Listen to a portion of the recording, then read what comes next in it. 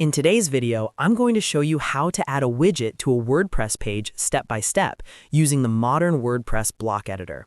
If you're new to WordPress or you're coming back after a break, this is one of those basic but essential skills that makes customizing your website so much easier.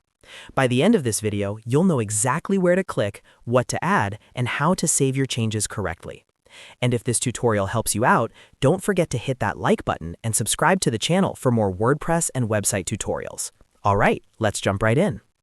First, start from your WordPress dashboard. This is the main control center of your website where you manage pages, posts, and settings.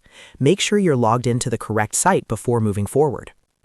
Once you're on the dashboard, look at the menu on the left-hand side and click on Pages.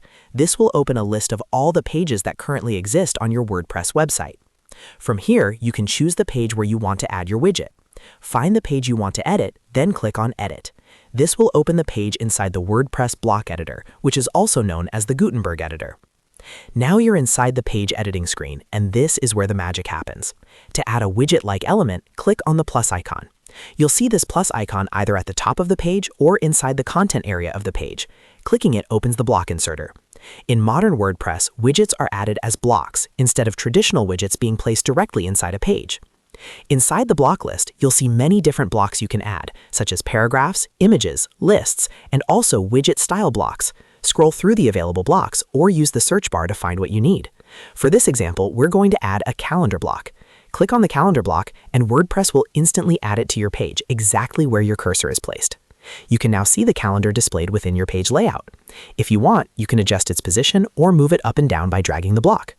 Once you're happy with how everything looks, make sure to save your changes. Click Update or Publish depending on whether the page was already live. And that's it. You've successfully added a widget to a WordPress page using blocks.